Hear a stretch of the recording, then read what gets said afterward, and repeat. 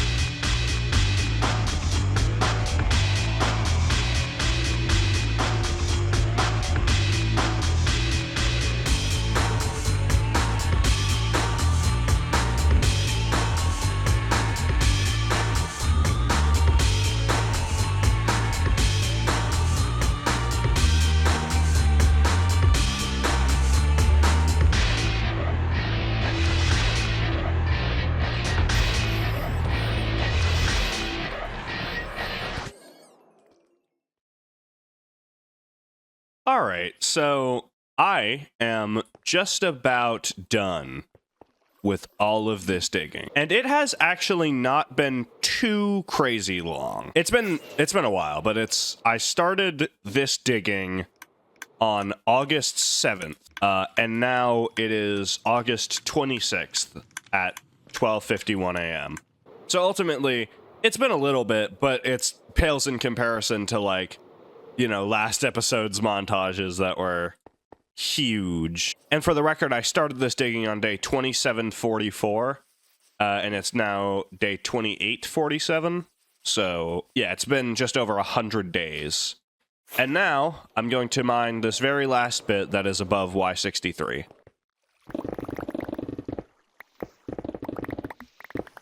We're getting there. Actually, it took longer than I thought to mine this little bit. There. Woo! We did it. I'm now going to check my statistics, because I checked them during the project, but I haven't checked them since earlier today, and I've mined a lot in that time. I think it's going to be just over 900,000 stone mined. 888,848, or 46. That's actually a little less than I thought. I thought it was going to be in the low 900s. And for pickaxe uses, we're up to 2,341,959. That is the end of the very first stage of this project. Though the second phase is just going to be populating this with all of the farms that I want to build here. And the thing is, I've already started that, as you can see by the fact that there are farms here. So I have sort of a short list of farms that I'm going to be building in the next montage. So I want to build a auto smelter. I don't know where any of these will go.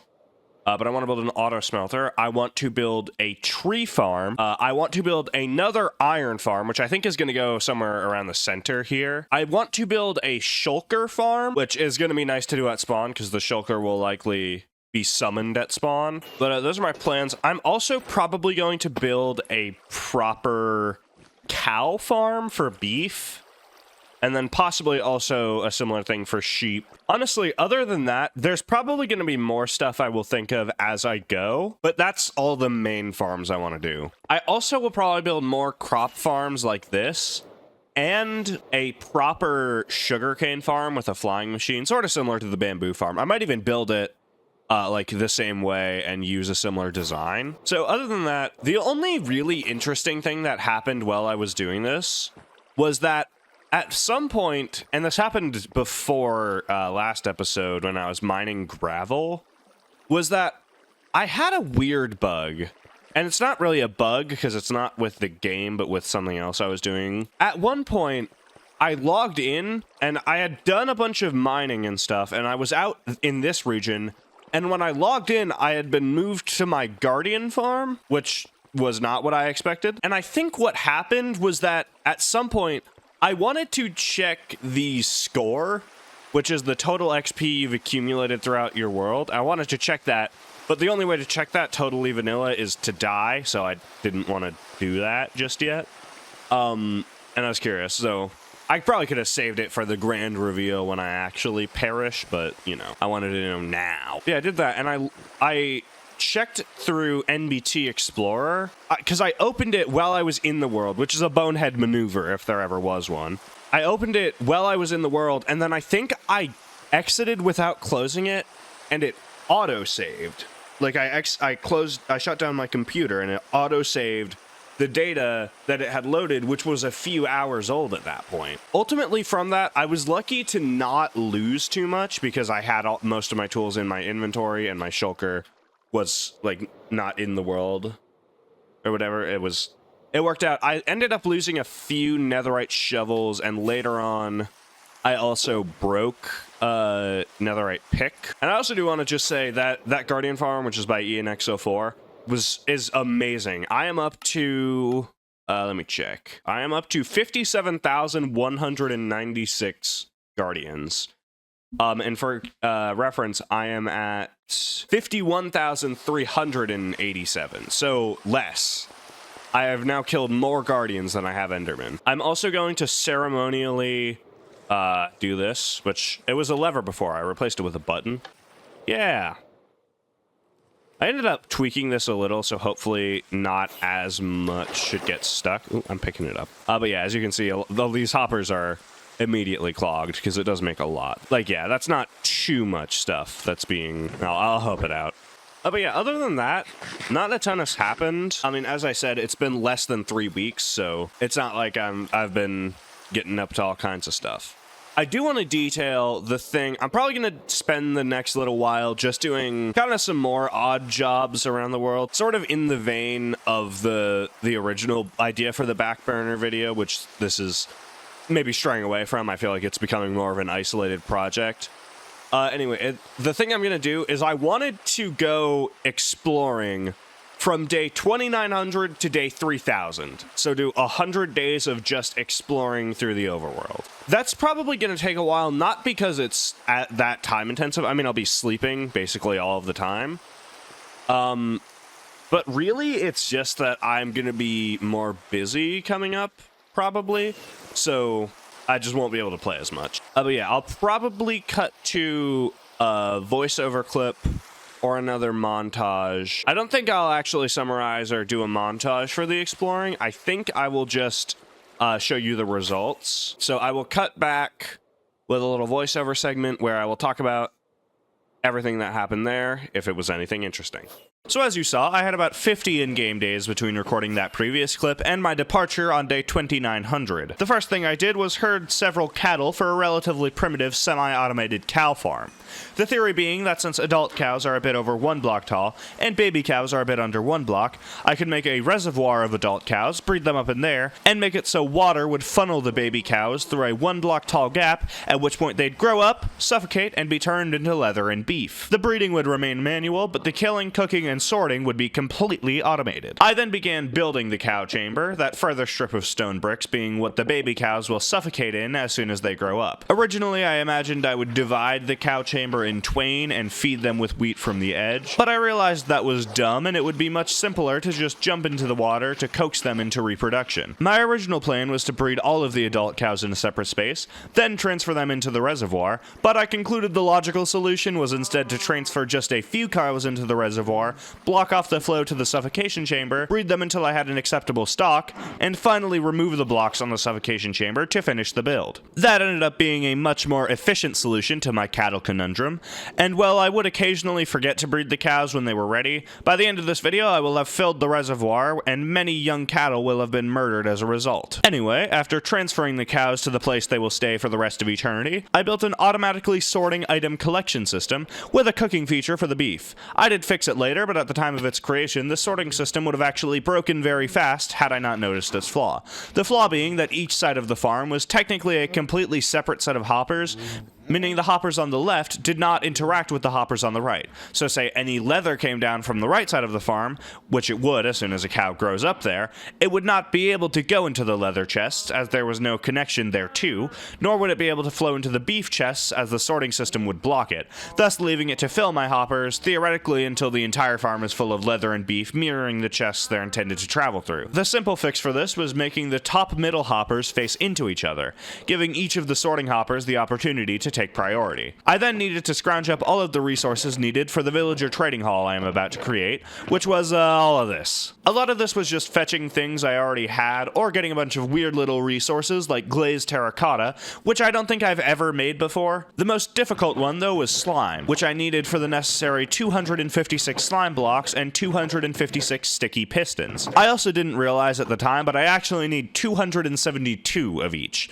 Unfortunately, I had just a handful of sticky pistons and slime blocks left after building all those TNT dupers last episode. So I decided to go to my Enderman farm wherein I could afflict the Enderman with oozing and then slay the slimes left in their wake. I also had to search the caves around my spawn for redstone, which I have yet to have a healthy supply of at any point in this world. I also made 9 entire shulkers of fireworks for the journey, the beginning of which grew closer, my days now numbering 2,870. The final project I embarked on before the journey was a fully automated sugarcane farm.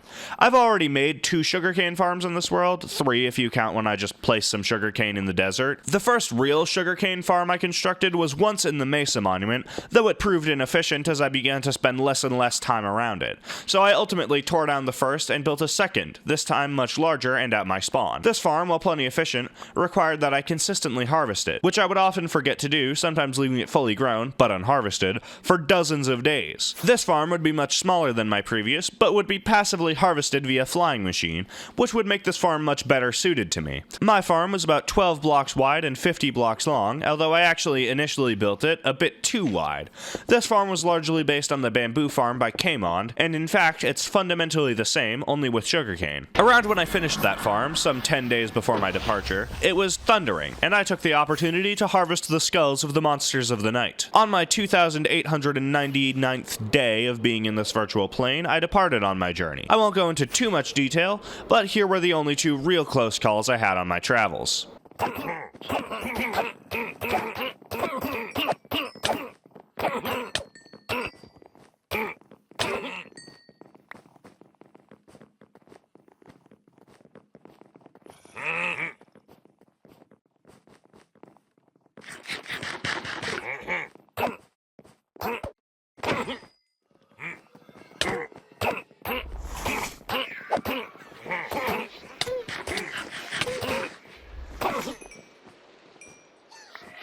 In the end, I actually began the nether travel to get back around day 2,975, placing my return portal on exactly Z-1 million. And I arrived safely home on day 2,983, being greeted by a thunderstorm. In total, I got 21 enchanted golden apples, 2 of which I ate, meaning I netted 19. I also took care to collect diamonds from the underground while I raided ancient cities, and to collect gold from bastions on the return trip, so I got quite a lot of those. I will now resume with a montage. Also, side note, I decided to write this part a little more fancifully than I ordinarily would, and I can already foresee people thinking it's AI generated. It's not, I'm just smarter than you. Anyway, I'll see you on the other side.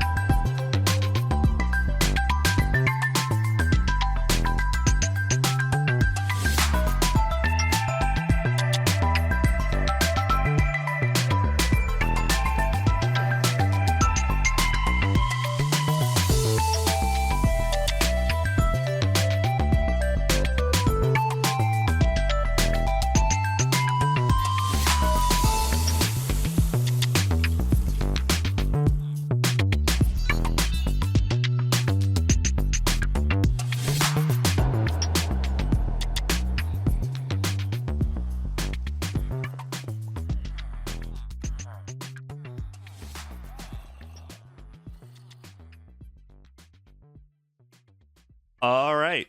So I am mostly sort of done with this villager trading hall. This took, I don't know, let me check. I don't know exactly how long it took. This took maybe a month and a half, all in all, which is not too bad. The thing is, I spent a sizable portion of that month and a half either procrastinating actually working on this, or I spent it working on it using the least efficient method. Though actually, the inefficiency wasn't really with what I was doing. It was more so with just the way that I was treating it, which is that I did not want to AFK for this villager breeder to produce the villagers necessary to fill up this farm. For some reason, I just did not feel like it. I would AFK it, you know, intermittently for a couple minutes here and there, but I did not AFK it overnight until I did, where I AFK'd it. I think I AFK'd overnight twice, and I AFK'd once while I was at work for like 7-8 hours. So yeah, that dramatically sped it up, because I went from getting a villager, you know, maybe 10 villagers an hour, to waking up in the morning and having 50 villagers ready to go. So that made it way easier to fill the farm, because then I just had this whole chamber full and I could just put them straight into their respective holes. Honestly, if it weren't for that, I would have, like, I don't know that I ever would have finished this project if I was just trying to do it completely, you know, just completely waiting at my computer the whole time for the villagers to pile up. Honestly, not a ton of stuff has happened that I can even really think of. I'll say it is now day 3,249, and I'll check real quick what time or what day it was before I started this build. So we were just shy of day 3,000 when I started this build, and I'll say probably 150 of those days were AFK'd.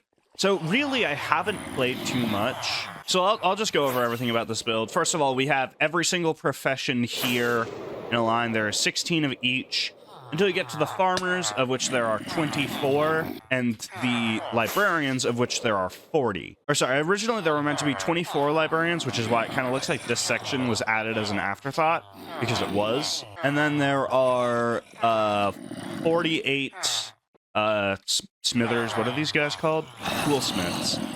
And then there are 16 armorers and 16 blacksmiths, or weaponsmiths. So those are my main source of emeralds. I will sell iron to them, which we'll talk about later. From these guys, I get every single enchantment in the game, bar the ones that you can't get from librarians. I did also get a bonus villager because there were 39 enchants, so I got one for knockback 1 in addition to knockback 2, because I never actually put knockback 2 on my sword. As you can see, even my god sword, I have knockback 1. Also, all of my stuff is enchanted. I'm just in 1.21.10 right now, and it seems that there's a bug with the enchantment sometimes not rendering. As you can see, it's also doing the same thing on my bow. I also have this little area in the middle that's just potion brewing, just because I need a lot of weakness potions to cure all these guys, and then just some storage and an enchanting setup. Nothing crazy. Yeah, I do also still need to cure all of these villagers. I honestly have no idea when that's going to be get done. As you can see, I tried to go fairly low on the prices, but for a lot of them, I got sick of it. Like Luck of the Sea 3 for 30 emeralds is a terrible trait. Same with War 3 for 44. But yeah. So these, for these villagers, I had to reroll for every single enchantment, right? And the thing is, I initially thought I was done after I got, I don't know, one of them. After I got the last villager that would go over there in. And then I realized I had 2 Sharpness 5 villagers and no Fire Aspect 2 villager. So that was fairly simple. I just got rid of the Sharpness and got a Fire Aspect villager. But then I rearranged them all to be in alphabetical order, which they weren't when I converted them, because it just would have been too much of a hassle. And in that process, I lost 5 villagers, so I had to reroll for all of those, which included Thorns 3, as well as Efficiency 5, Loyalty 3, Lure 3, and Luck of the Sea 3, which all of those were pretty nightmarish to get. And in that process, I started with just under 1,000 lecterns broken, and now I am up to 5,115. So yeah. Honestly, this farm isn't too resource intensive. I pretty much had all of the prismarine needed already. As I talked about, I think I've already written the scripted segment in this video. I think I mentioned that, like, basically there was just a lot of random odds and ends I needed for it, and those were the trickiest. But they weren't really, like, difficult to get. It just required a bunch of little steps. Also, as you could tell by the fact that it's kind of terrible, this is entirely my own design, except for this villager breeder. I do not remember whose this is off the top of my head, but I'll try and put it in on screen and in the description, as I try to do for every farm. Let me know if I ever build a farm and forget to put it in the description or say it in the video. Let me know, because I'll probably, like, put it in the description and leave a pinned comment. As I said earlier, basically nothing has happened. I've literally just been working on that farm. All of my farms here, the sugarcane farm especially, has been chugging away. It's actually completely full now, and this is broken, which it breaks occasionally when you leave render distance. It's just the way it is. Yeah, there are a few villagers here that fell down, and they had enchantments, and I probably could have brought them up, but I just did not feel like it, so they live down here now. So once upon a time, I had a plan to, in this episode, build a full storage system. And I do plan to build that in this region, but honestly, I have no idea when, and it's definitely not going to be in this video, because I want to go absolutely insane with it, and I just don't have time to do this. I want to get this video out on Christmas, and if I intend to do that, I can't go too intense with the projects. So on my list, I have 4 things that I would like to build. An auto smelter. I have no idea where that's going to go. A shulker farm, and that is probably going to go around that region. I'm going to build a tree farm, which I think will go around here. And I'm going to build another iron farm, which will go directly above my spawn. Now, the thing about the iron farm is, you may think, I have an iron farm. Well, it turns out I don't, because this one is broken. And right now, I am going to destroy it, because it's broken. I don't know why it's broken, but it's been broken for a long time. And as of right now, this is all of the iron to my name. And you might say that's a lot of iron. And you're kind of right, but I used to have, like, all of these chests completely full, so it's not that much iron. Yeah, so I am going to cut back when I am done destroying this farm.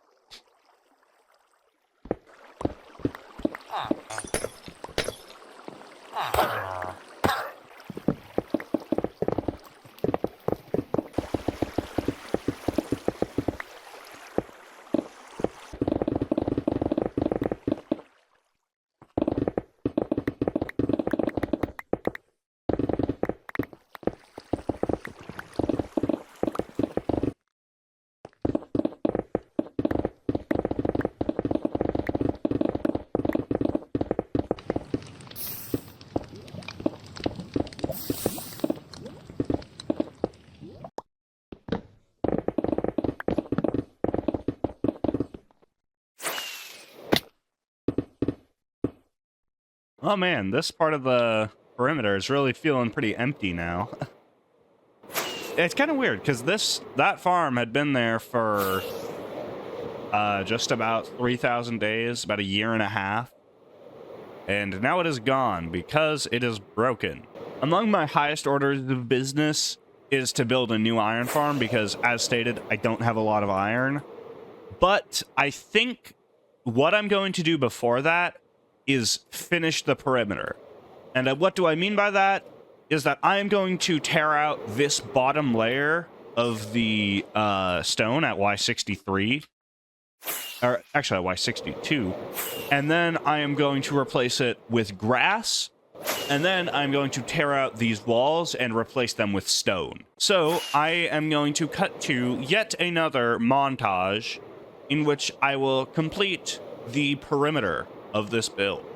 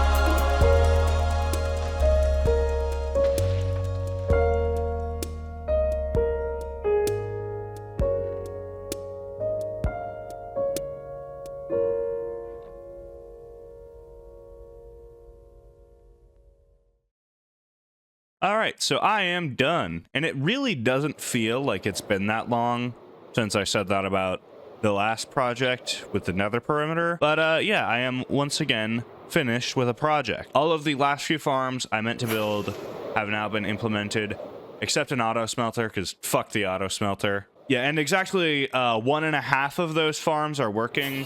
As you can see, 2 of the 4 iron farms in the iron array are working. These 2 are working. These 2 are not. They keep breaking for some reason. I don't know why. They're really annoying. The tree farm is fine, and the shulker farm is broken. It's wildly unstable. I don't know why. Something must have changed, because it's not so shockingly unstable that it just never produces at all. The tutorial for this shulker farm said it was supposed to run for like hundreds of hours uninterrupted. I've already had to replace the shulker once, and now the shulker is dead again. So I don't know. It's kind of being weird. Anyway, so yeah, this iron farm is it's just a base designed by Waddles, and then I built it 4 times. The tree farm is by N. Collier, and the shulker farm is by ENX04. So I will link all of those in the description. Yeah, I've had a lot of trouble with these 2 iron farms. If I wait till night, break and replace all of the villagers' beds, it'll work for a little bit, but then it'll break after like anywhere from 5 minutes to an hour. And so, as you can see, these 2 have produced quite a bit. These 2 have not produced very much. Oh, also, I am a little bit sick, just so you know, which is why I will sound weird. Honestly, I would like to keep it brief for right now. I want to avoid what I did in episode 8, where more than half of the video was just the final notes after I had done all of the actual progress. But yeah, this is quite a large video, and like reflecting on it, I don't think it felt that large because it was completing a project I had already started, but like it took nearly 4 months. As of right now, it's November 26th. It'll probably be either Christmas or the week before Christmas when I post this. And I'm going to post this in mid-late December because on Christmas, the 2nd anniversary of this world, I will post a world tour, and that will be up next. It'll just be going around all of my little builds and describing them. And hopefully I'll have that'll be one resource where you can see who built every farm in this world. I mean, in some cases I could tell you, but in some cases, like, I don't know who built. I actually know the designers for every farm in this area. I don't know who built that bamboo farm, actually. I don't know whose design that was. But yeah, it'll be one unified resource. I'm also going to, as an act of protest, destroy this chicken farm because it's never worked and I don't really need a chicken farm. If I ever need chicken, I will just farm chickens and I'll do it by hand. I initially hated it because the farm just straight up lied and said it worked in the version I built it in, and it didn't, and it still doesn't work now. So I'm getting rid of it. I think it's to do with my awful sorting system, but also just does not deposit into the chests for some reason, or into the furnace. It's also out of fuel, but that's just one thing. Yeah, so I'm just gonna destroy this because I hate it. I don't even need feathers. Like, I guess I could need them for arrows, but I can trade for those. I have skeleton farms. Like, I don't need any of this. So this tree farm, it's probably not the fault of the tutorial. It's probably either the game changing or just that I built it wrong. It has given me quite a bit of trouble. This lever is supposed to be off, but it worked better with it on for some reason. And also, I kept taking damage when it was in the default position, exploding the trees right there, so I modified it so I can step back. Yeah, it's definitely giving me trouble. Probably not on account of the tutorial. It's probably my fault. I don't know that it's necessarily the tutorial's fault, but it's definitely just like insane how much trouble these iron farms have caused me, because these are exactly identical. There is not a block difference other than that they're like mirrored. I don't know why these two are so unstable and these two have worked fine. As for the shulker farm, I don't know exactly why that's so unstable. It's probably to do with the game changing, but I don't know. I know they did change the way that projectiles work in one of the 1.21 versions, so it could have to do with that. Anyway, that about does it for today. So, I will see you in the World Tour, which should be coming out on Christmas, hopefully, or on New Year's, if this video is out late, which it probably won't be because I have so much time to make it. I just need to not procrastinate for like a month. All right, bye.